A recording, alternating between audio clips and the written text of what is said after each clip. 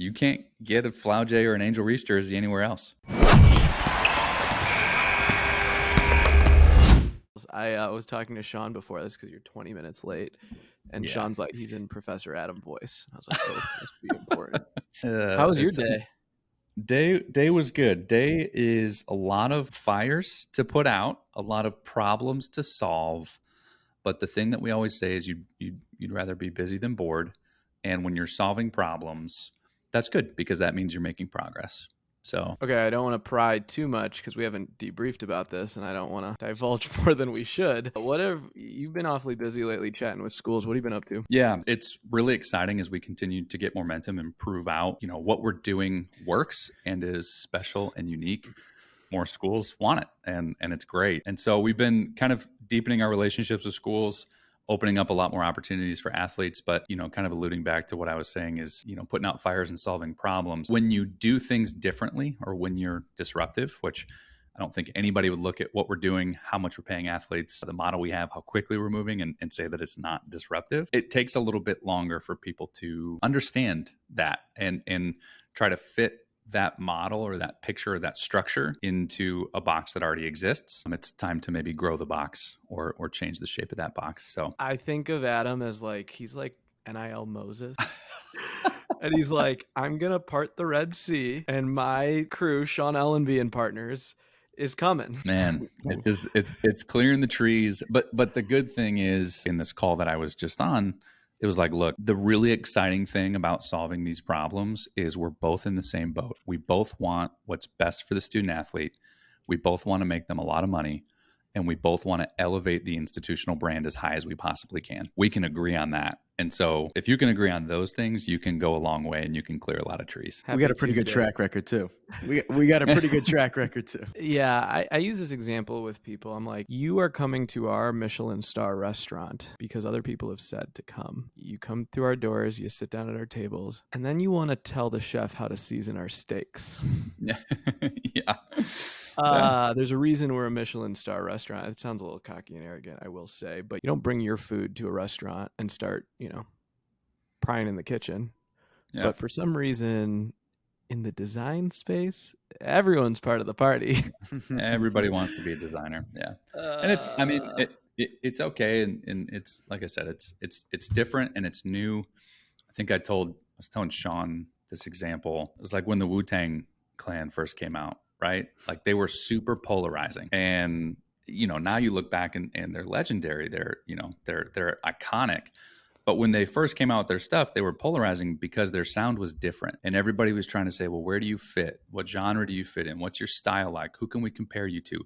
And you can't compare the Wu-Tang Clan to anybody. They're different. They're who they are. And that makes them polarizing. You either like them or you don't. And what we are about is making really high quality creative, making the institutional brand look awesome, making the athlete excited about what they're doing on the field, and being able to sell that through merchandise. You either want to do that or you don't. I don't know how else to put it. You're such a nice, you just portray things so beautifully. Thank God I'm not on these calls because I'm just like, okay, boomer. All right. Yep. That's cute. Okay. Well, I empathize. I've been in those seats at schools. I empathize. I get it. Yeah. To be fair to the school, and they're looking out for the athletes and their brand just as much as anybody else. And like Adam said, we're just changing the way we're looking at things, right? Yeah, it's really cool when the school's light bulb goes off. Madness recap. Month of March was incredible, guys. I am still married. Thankfully, my wife works in sports also, so she kind of gets it. But yeah, month of March was insane. I think ultimately for us, like on the marketing side, when we talk about growing those communities and those social pages that we have, for us, it goes beyond just pushing merch. We're growing that community. We're growing that community of fans so that when an athlete pops off or something great happens, they are so bought in. They know that we are the place to go to purchase merch and support their favorite athletes. So that meant working through the weekend. That meant posting graphics when teams advanced, staying on top of everything, making sure we didn't miss a single moment. I mean, it literally started at the beginning when we had a Purdue women's basketball player. It was like the first or second round of the Big Ten tournament. A Purdue women's basketball player named Jayla Smith, she hits a buzzer-beating shot, and we dropped merch for her that very next day. And we kind of saw it as like this is our like little test to see how would this go for later moment-based things in the month of March? And it went off. It was incredible. So that gave us the confidence to be like, okay, this could have some legs. So yeah, it was an amazing month, and we're gonna dive more deep into it with all the success we had. But I don't know how'd it go for you, Adam? Yeah, so it definitely was Merch Madness, but I feel like you and Steven, Sean, probably had a crazier time because you were on the ones and twos on the social channels and just constantly being aware of what was happening in each game and being ready to capitalize on those moments, but also keeping, I mean, you were messaging every day. Here's the broadcast times for every game, men's side, women's side. And then Steven was on the other ones and twos on the printing presses down there with our production facility, driving stuff back and forth to the Big Ten tournament, making sure stuff was getting out on time. And, you know, that's the thing about printing for moments is you don't want people to get their stuff 6 weeks later either. So you gotta put it out there, get it for sale, but then also get it in the hands of the fans. 19 teams going into the tournament, right? One, we had a lot less. We lost a fair amount. Things were looking a little bleak. Sean made a big thing with Ramos at Purdue to get some wrestling merch out there. That was great. And then next thing you know, we have two of our teams in the Final Four. One of our women's teams in the two in the men's Final Four, one in the women's Final Four, and two in our All-Stars from LSU also as well. And all of a sudden, I think we were texting with each other and we're like, we got UConn and SDSU and Virginia Tech. I hope they make a run. And it was kind of like the kind of throwing our hands up, and then it happened. I want to dive into, you know, and if you were behind the scenes, this is the special sauce at Campus Inc. And when people say like, what's special about you? I'm like, you know, come be an elf on the shelf for a week and you'll kind of figure it out.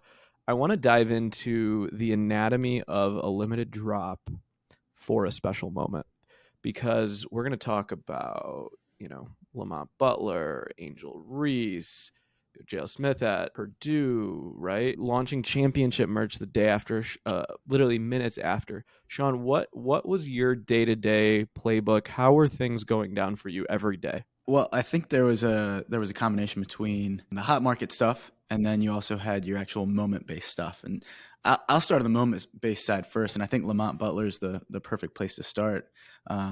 Lamont gained fame at San Diego State guard who hit the game-winning shot in the Final Four. They played in that first game, and I tell you, our team, it was probably before the second game was even over, we had a piece of merch up and available for sale for Lamont. It's like Butler at the buzzer. Buzzer was lit up in red, and our graphic artist, Sean Childers, affectionately known as Chili, just did an incredible job with that. But it was a total team effort. I think what's really cool is everybody has started to get more bought into like, oh, moment's kind of fun. Like this pays off for us. That Final Four one, I didn't even need to say anything to Chili. Yeah. He was locked into it, and he was like, I know. I already know. I'm on it. And so like before I even text him saying, hey, look, we got to get a shirt out for this guy. He's already working on it. And so first thing really is you're going to the site and you're saying, do we have Lamont Butler? Let me just make sure that we have him available on our site. And then, you know, you see Butler's on there. Okay.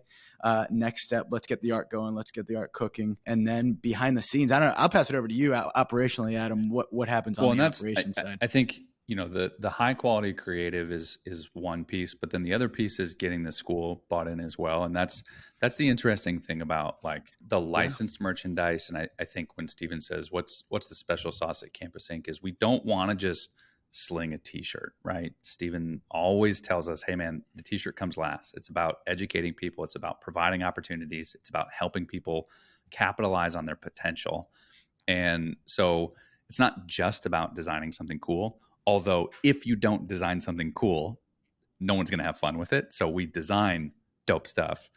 But that flip side is like doing a lot of the work on the front end to let the institution know, hey, we are going to advocate for you in this moment. And I need you to also be ready, because I promise you, we are going to throw our entire team behind every ounce of momentum you get and help you make this awesome. We just need you to be at the ready. So to your point, Chili was already cooking on designs.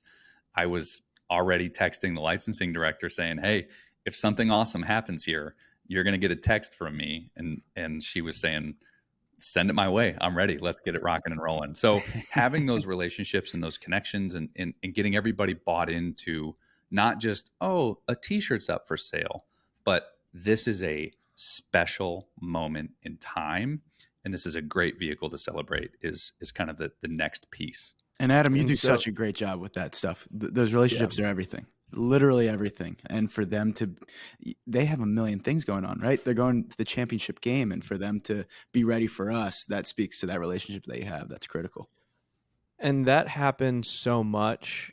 It's interesting because like both of you come from athletics, working in higher ed, their schedules, right? Like, you've traveled with teams before, you understand what the office looks like.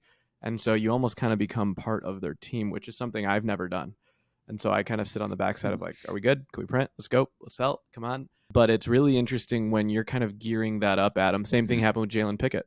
Yep. Right. At there. And same thing happened with Caleb at Purdue with the elf shirt. Right. And that's where we say, yeah, we're not just a t-shirt company. We're in lockstep. And that licensing director is kind of not part of the team, but like, that's why we want to make sure all of our marks are dialed in. That's why we do all of our test printing ahead of time, because when it's time to rock, if you miss that opportunity, right? Like you miss that emotional high. Yeah, you'll sell a couple shirts on Monday, but Monday's too late, right? And I think there's something to be said there. So while Sean is all up in these special moments, Adam, the other side of it is we were also doing official tournament gear for all the teams that advance. And there's a couple special caveats to how we were pulling that off. Adam, do you want to chat about that? For those of you who are listening, we talk a lot about licensed merchandise and licensed merchandise being very different than unlicensed merchandise. And as you dive into championship series or things that deal with conferences and leagues, it gets exponentially more complicated and exponentially more important that, you do things the right way. And so, again, just kind of jumping off of the theme of relationships and really cool, dope art, it's really difficult if you've ever thought about the logistics of how do they get those t-shirts ready so quickly for those teams that win in advance. And how a lot of it's done is, it's done way ahead of time. And, you just kind of send the stuff out there and it's just somewhat templated. But what we're able to do is kind of leverage some of our partners in the license space and say, look, we have these relationships with the schools. We have this great relationship with the fans and a reputation of doing really cool stuff. So can we work together to collaborate on some really cool official tournament merch, carries NCAA marks, carries institutional marks, and is something that just really lights a fire under this particular moment, this particular team. And speaks to a lot more than just that, like, oh, it's a tournament tee, but is a lot more of like, wow, that's the dope tournament tee. And so we've been able to leverage a lot of our great partnerships and a lot of, the really talented creative that we have internally to even elevate the institutional brand and the championship series, through the NCAA with some cool stuff there. And I think what's interesting, people ask, well, is that NIL? Well, believe it or not, we did some national championship NIL apparel for some of the guys at UConn and gals at LSU. But what the team decided to do, which I thought was super thoughtful, was say, look, if you buy any athlete's merchandise, we're going to give you the shirt for nothing or like half off or whatever, buy one, get one. And the point of it was, if we can push our customers to help the athlete, and as a treat you get this shirt, that is the spirit of NIL and what we're trying to do. And so I got a lot of questions about that, to be frank, and I'm like, yeah, I'm definitely promoting it to try and get fans to buy. And it was really cool because fans were buying a player's merch and then they got that shirt, right?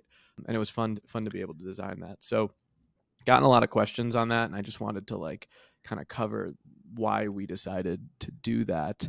And Can we talk about the night of the it's cool too, championship? because that, you talk about that light bulb moment with the schools sometimes where they start to get it. And we got some questions from schools as well saying, hey, like, is this NIL related? Like, and when we're able to explain to them, no, we're selling it at a discount if you buy NIL stuff. We're with you. We are in lockstep with you we want to champion the NIL, the athlete merchandise first and foremost. This is just kind of like a sweetener alongside it. They're like, oh, super cool. It's fun kind of working. And I think what was cool working with our partners like the Victory Label and Original Retro Brands, I have to give a huge shout out to them, to John Hofer and JT Galloway, and Mike Bonebreak. They're in a certain segment and niche of the business, and we were able to like complement each other really well. Yeah. It's like, hey, you guys keep riding your NIL wave, keep doing what you're doing. They're really good at doing, official tournament merchandise. And so together, I could let the schools know, like, hey, we're actually, this is synergy. This is synergy happening all for, the betterment of the athlete. And so it was a really cool kind of spectacle. And I would text, the team at Retro and be like, do you guys like this? And they're like, yeah, this is sweet. And so it's cool to bring along others, with you, which felt really, really good. Can we talk about the night of the national championship? What was that like? Talk to me about that, Sean. What was really cool was we were guaranteed a national champion was going to be coming from the NIL store. You have San Diego State and you have UConn. No, and so we knew that going into the Final Four, they were on opposite sides of the bracket, and you look at it and you're like, okay, we have a really good chance of just getting one into the national title game. That would be incredible. But like, what if they both got through? Yeah, they both went through. And so I think I remember texting each other and being like, wow, we're going to have a national champion. And that felt really, really special. You think about all the work that you put into getting to that point. And so you almost got to relax slightly just to be like, okay, well, now we can prep. We know somebody's going to win. We can prep for that. We have a little bit more clarity. And so we had all kinds of national title gear ready for whoever won. It ended up being UConn who won, and we had a ton of gear for them. Within 2 days, we had individual national title gear for their top 8 players. So it was, for me, it was just a blast. It felt like our hard work really came to fruition. I texted Adam after the Illini lost 2 years ago. And I think I said, this will be fun when we have 64 teams in the tournament. Yeah. And this year we had a few more, not as much as, not 64 per se, but it's kind of, we say this at Campus Inc., like our luck was well earned. Yeah. We definitely got a little lucky, but I think it's because we positioned ourselves to get that luck. And I think that luck was definitely earned this year, and it felt really good. I mean, we're all just pumped, right? Yeah. Can we transition to the girls' side and talk? I got one more thing to add. I just want to add, I think early on in the tournament, we were a little bit scared, a little bit nervous. Purdue, the number 1 seed, lost. Indiana didn't make it to the Sweet 16. Indiana women also lost. A lot of those big horses a lot of those big horses that we had ridden for most of the season dropped out early, and we're like, oh crap. But it ended up being an incredible opportunity for a lot of our stores that really hadn't taken off yet to really take off. And so you had a UConn, women and men just took off into outer space for us. San Diego State got great traction. Virginia Tech on their women's side was phenomenal. So that was a really special thing that came from it that I really took note of. I'm going to get on my soapbox here for 30 seconds, 60 seconds. But the beautiful thing about this tournament to me was just watching, specifically as it relates to NIL activity, just the absolute flip-flop happen, right? We see NIL come out and it's like, oh, these are only going to be opportunities for the big schools. And really quickly that starts to not happen. Everybody gets good opportunities. And then they say, oh, well, this is just going to make, the chasm broader between the haves and the have-nots. And then we watched this year's March Madness tournament happen, and almost no number 1 seeds made it past the Sweet 16. No number 1 seeds on the men's side made it into the Final Four. You had San Diego State, a team that had never even made it to the Elite Eight in the national championship game, the only team from the Mountain West Conference.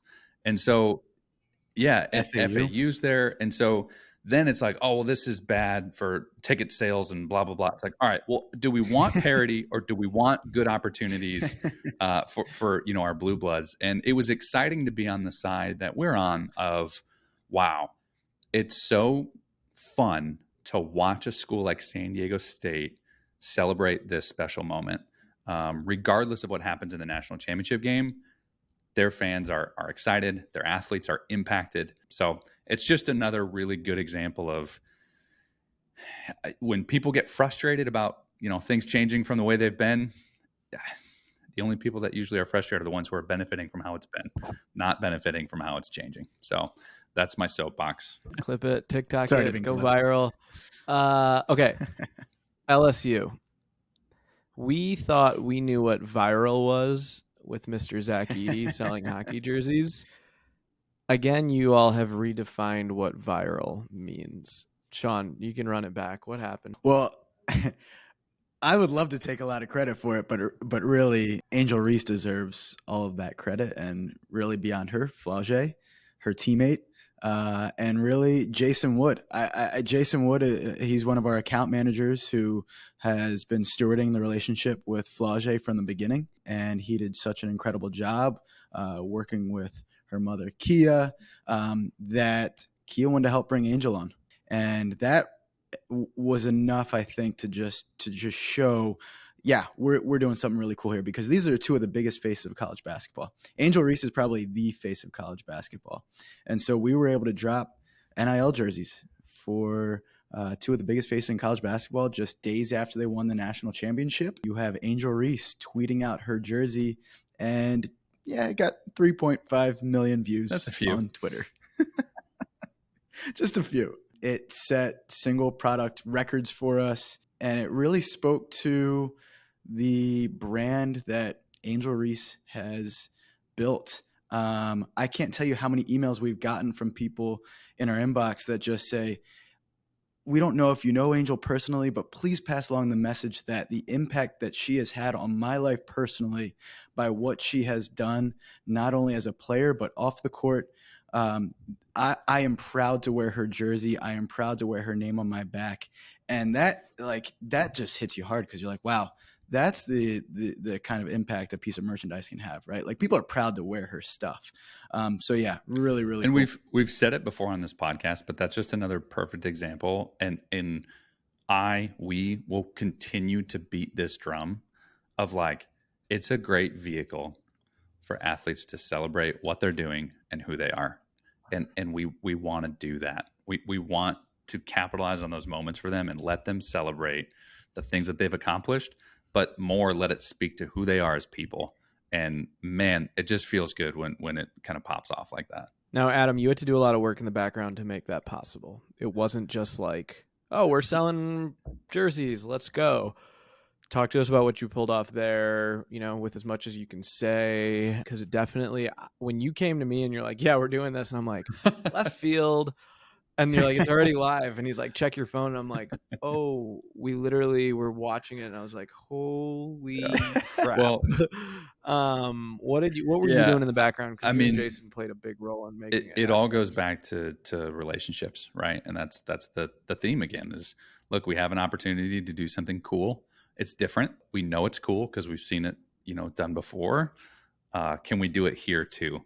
And that was really where that came down to. It was, it was a holiday weekend. So massive shout out to our partners over there. Just the commitment that they're demonstrating to not being blockers for their student athletes, but also being committed to, yeah, it's holiday weekend, offices are closed, but we want to be available and help people move forward on stuff. And so we were able to do the replica jersey. I think, again, this is something that's really special for us at Campus Inc. and being able to look in the market and provide an opportunity for the best possible product.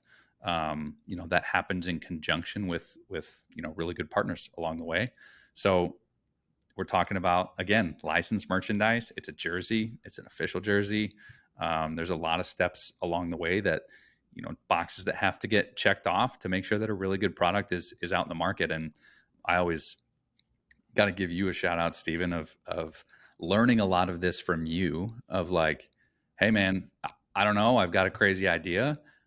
Let's just go for it and see what happens. And that's kind of that philosophy of creating your own luck and putting yourself in a position to be successful for somebody. Yeah, we probably earlier in our business days were more of a forgiveness than permission kind of thing. Obviously, the more legit you get, you can't just do that. But I think there's a wild card edge to Campus Inc. that it's kind of part of our personality. Is like, yeah, we are going to toe the line a little bit. Yeah, we're going to be edgy. Yeah, we're going to push for it. Yeah, we're going to ask for it. But if not now, then when, right? Like, isn't that what the spirit of sport is in competition, right? So I thought it was super cool. And because of it, LSU launched today. Yep. And to your point, Stephen, if you don't ask for it, like, I mean, you can't get a Flau'jae or an Angel Reese jersey anywhere else. There's one place where you can get an LSU women's basketball jersey that carries NIL. And so that's that, like, hey man, can we do this? Like, yeah, go for it.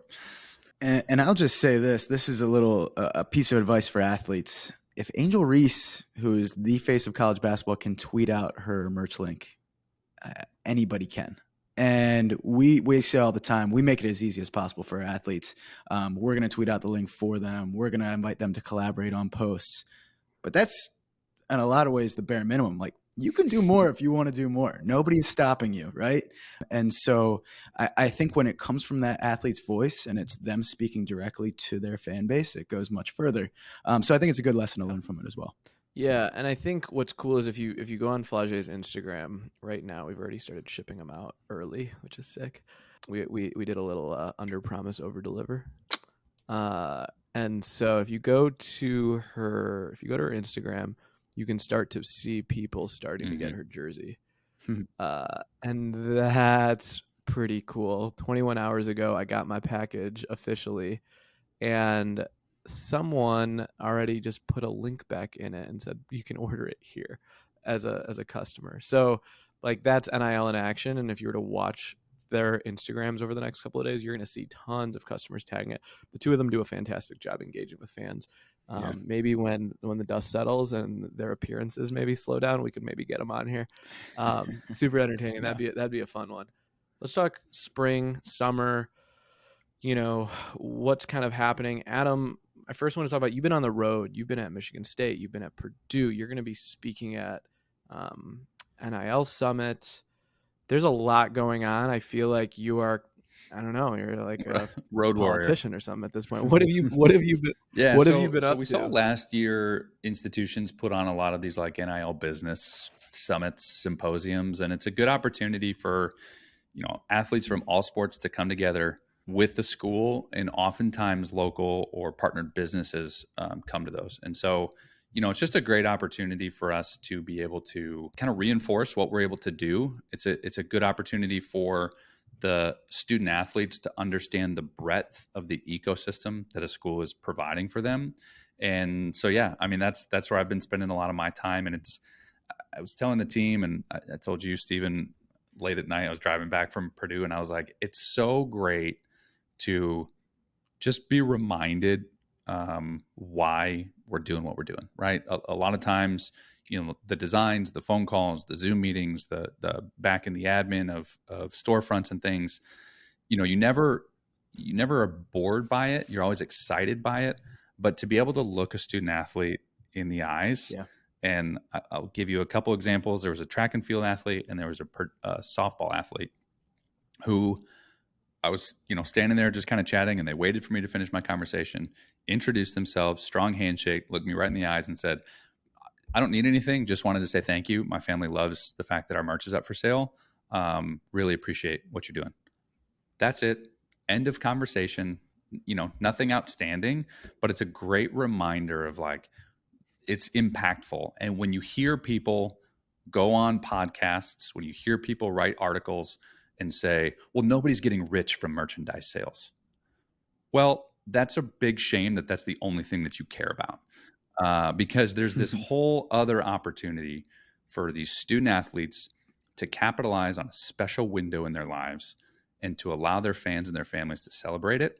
And I'm so grateful that we get to be a vehicle for that to happen through. I like this. Adam's fired up. It's been a week, man. Adam is cooking Adam today. Fired up. Adam, this is good. Like we're tell us how you really feel. Adam is cooking today. This is who's. You gotta bottle up a little bit of this for your webinar next week with the NIL Summit stuff too, right? Yeah, so you're going to be speaking at a bunch of different events. You're going to be at the NIL Summit.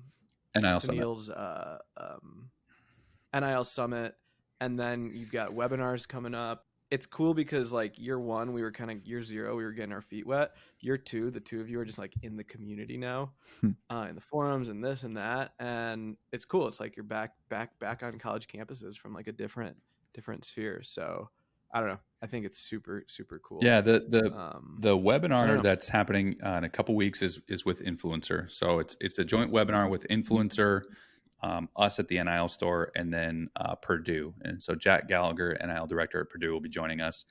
It'll be Jim, myself, and Jack just talking about what we've been able to accomplish within that ecosystem. You know, Influencer has been a great partner to us.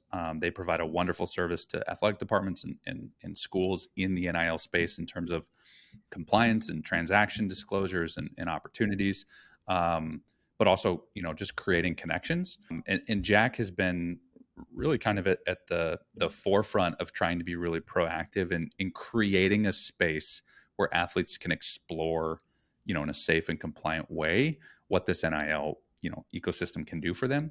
And so that the invitation will be in D1 Ticker. If you're looking for a registration link, reach out to us. We can send you one, but it'll be a good picture of, hey, this is how you can really knock, you know, your merchandise out of the park, from jerseys to custom stuff to, you know, the highest royalties that an athlete is going to earn. This is how you can make that happen. And then, you know, the NIL Summit in June, it's going to be at the College Football Hall of Fame, run by Sunil for the second year in a row. I would say it is the NIL event. And so we're going to be sitting on a panel with Brandar Group and I believe Die Hard, and just, again, kind of talking through how can we make this opportunity of merchandise the most seamless, most beneficial, most exciting, you know, merchandise opportunity available. And so we've got some good partners and some really fun stories to tell that, you know, when you talk to people in the industry and in the space, they're like, man, this is exciting because we're still so young. This industry is still so young. And when we look at it 5 years from now, you know, it's going to be a lot of fun and a lot more mature than it is right now. I think the one of the things that I see the two of you, Adam and Sean, just came up on their year anniversary, year and change, is this, like, you guys, the way that the two of you think now is, okay, how do I run this for 70 schools? And how do I build this, you know, okay, like, I'm going to need people on the ground at campuses. I'm going to need students on the ground floor. I got artists. And I can kind of see your brains just like thinking through this and making sure that the integrity stays the same all the way around. And you're coming at it from an education standpoint or a resource standpoint, not a, we're just going to inject ourselves into it, which I think is cool. And that's something that we've always said is we want to be part of the community, even if we're the Rugrats or the new guys. We definitely will be part of the party. Sean, I'm curious, you've got we've got how many schools live? We're up to 16. Every day we sign a new school and then we're like, oh, we got to build that one out. But we're going to be ramping up for a big build sprint this summer. But we're also still running a bunch of stuff for our spring sports. How are you managing it all? What's on the horizon? Tell us about spring baseball. And what you just touched on, when we had just one school and we envisioned having 4 schools, and then we got to 4 schools and we envisioned having 10, and then 10 now to 16, and 10 to 30 to 60 to 100. I think what the important thing is, like, we're never going to lose our foundational principles of what we're all about, right? And that's always putting the athletes first. That's paying them as much money as we possibly can. And that's helping to educate them and make them better. So I think as we continue to grow, that's our constant North Star that will continue to guide us the entire step of the way. And so that's what gives me confidence as we continue to grow, because I think between the three of us and the team that we have, I think everybody's in lockstep with that across the board. But yeah, we've made some serious upgrades. We added a graphic designer named Paige, who came from Illinois Athletics, who was phenomenal. For anybody who wants to see some of her incredible work, you should check out the LSU NIL store or the Tigers NIL store. Check that out. It's just been taken to a completely different level professionally, and you can see the difference. And so Paige has stepped right in seamlessly. She's doing a phenomenal job on the marketing side. Also, our director of marketing, Kelsey Westhoff, is just phenomenal at what she's doing. And she's certainly helping me grow as somebody who didn't really necessarily have a marketing background, more of a communications background, and helping me to be more of a data guy. How about that, guys?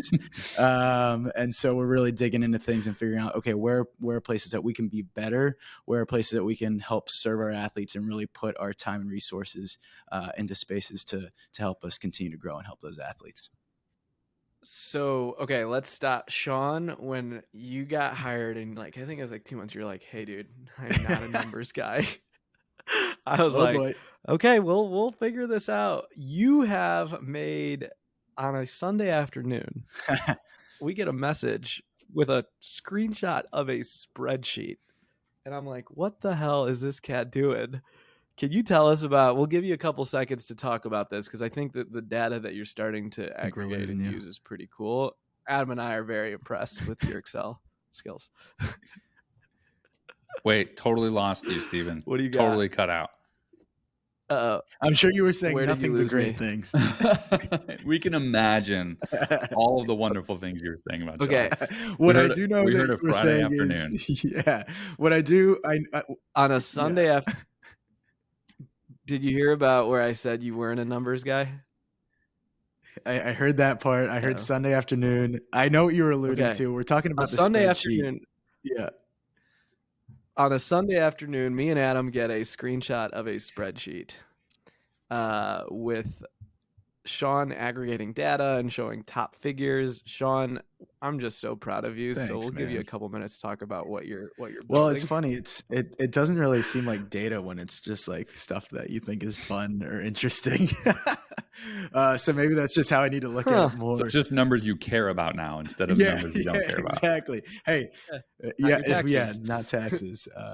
But yeah. So yeah, I just put together a little list of our top 10 athletes, basketball athletes in commission earned from March Madness. Had combined men and women, had just men, had just women. Yeah, it was really cool stuff. And I think the greatest thing that came from it, we'll be putting all that data out tomorrow, so the podcast will come out after this. But in that top 10 men and women combined, you had 5 women and you had 5 men in that top 10 in commission earned. So if that doesn't tell you where NIL is in the merchandise space, I don't know what does. Straight equality across males and females. Anything surprising to you? Nothing surprises Sean. Sean had the crystal ball. He knew exactly where this was going all along. He's not surprised by anything. No, I would say that I was surprised. Really, I think I continue to get. I'm just continuously impressed by the love that fans have for athletes, specifically international athletes. Mm-hmm. Zach Edey, Nika Mule, Dorka Juhas, Lou Lopez Seneschal, all did phenomenally. And these are athletes who have passive NIL agreements. So that means that they can't share on their social media. Fans are smart, though. They know that their athletes can't do that, and they want to actively support them, and they know that that's a way to do it. So I think that's something that I'm, I guess, surprised but not necessarily shocked by. Okay, I've got a couple questions to finish up here. I want to talk about the transfer portal. You love the transfer portal. Or you hate it. Whatever. It's interesting. It actually spreads our, if an athlete goes to a new school that we're not at, it actually kind of helps us occasionally. What is your take from if you were asking an athlete, What's your stance on NIL and the transfer portal? Do you think athletes care about it that much? I think 100%.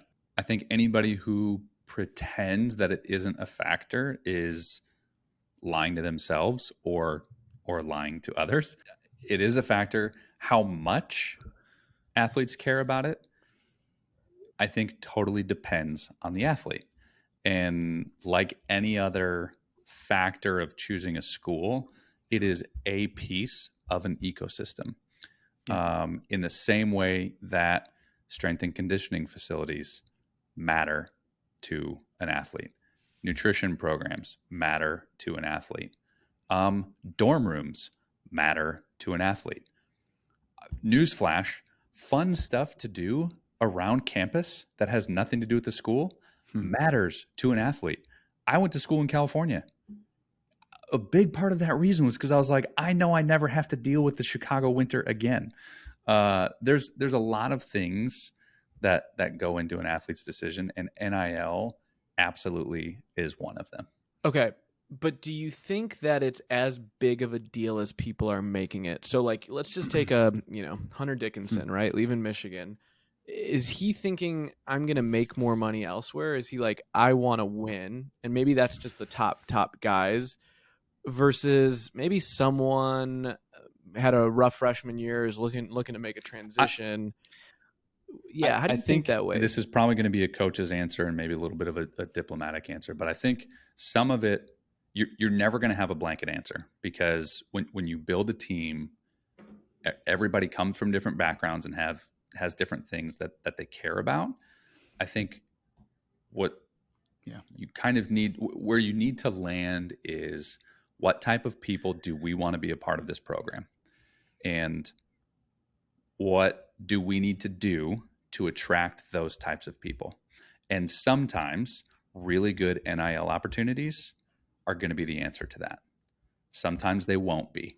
But I think if you're looking at trying to make a competitive program, and you're not understanding that a really healthy NIL ecosystem is going to help you, I think you're kind of missing the boat a little bit. But I just think it's impossible to say for every athlete they care this much, and it is the most important thing. I would also, and for the record, it is illegal. Sorry, Sean, I'm going to get you in a second. It's illegal for them to get any NIL inducement before they accept. You can't say, come here and you'll get this. But I think what you're saying, Adam, is to have an NIL ecosystem, an opportunity. How nice is your career center? How nice are your gyms? What's the reputation of your NIL program when the athletes are texting each other and they're like, they take good care of us, right? Like, there's good stuff there. I think that's what you're. Yeah, and I'll just add that for the first time, really ever, athletes actually have a little bit of power. Mm-hmm. Coaches have always been able to test out the open market and see where there might be a better job for them or more money available. Athletes with the transfer portal and NIL, they have that power now too, and great for them, right? Mm-hmm. Like that. This is awesome. This is great for them, and they should have that power. They should be able to do that. If a coach can do that, they should be able to do that as well.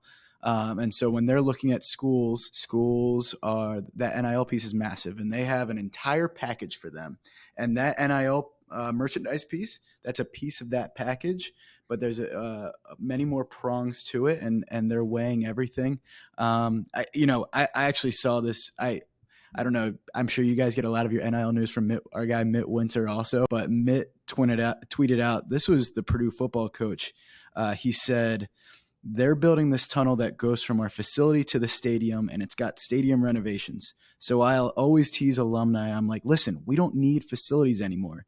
You just got to give to the Boilermaker Alliance so we can go get guys. Right. So like coaches are recognizing NIL is massive. We need players. And so that's something that athletic departments are really going to have to battle here. They've been used to for a very long time. Alumni, donors giving money straight to them, straight to the athletic departments for facility upgrades. It's not about the facilities as much anymore. Right. It's about getting those players. But that's the whole point though, too, is like, it's all of it.